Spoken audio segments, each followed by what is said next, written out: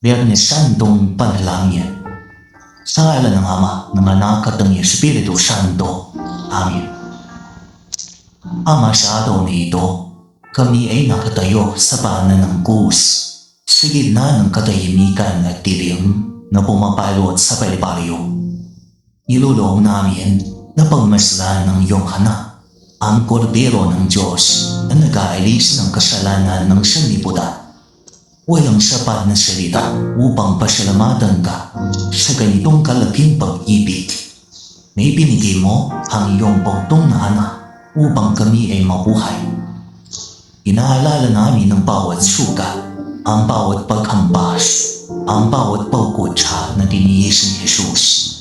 Mula sa pagtatuhan ni Pedro hanggang sa paghatol ni Pilato, nakita namin ang kapagsikan ng tao.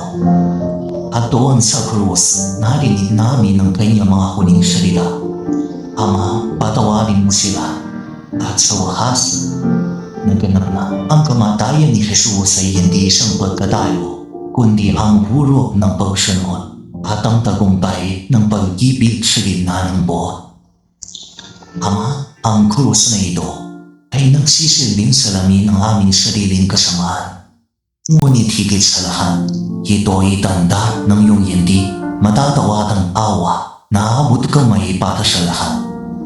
Ang realidad ng ating mundo ay puno pa rin ito ng mga pagpapakor sa krus, sa mga inosenteng nagdurusa, sa mga biktima ng kawalang katarungan at sa mga taong pinabayaan ng lipunan.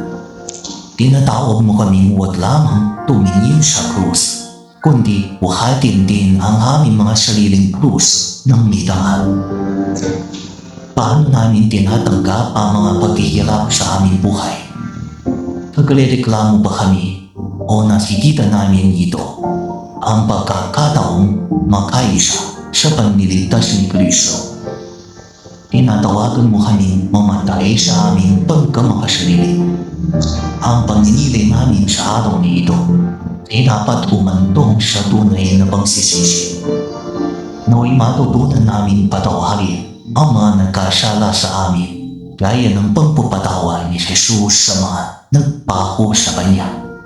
Sa bawat hapdi ng aming buhay, paalalahanan mo kami hindi kami nag-iisa, sapagkat ang Diyos mismo ay dumanas ng pamatayan upang samahan kami sa aming sariling mga lipinan. Sa ngalan ni Jesus na aming Panginoon. Amen. Sa ngalan ng Ama, Anak at ng Espiritu Santo. Amen.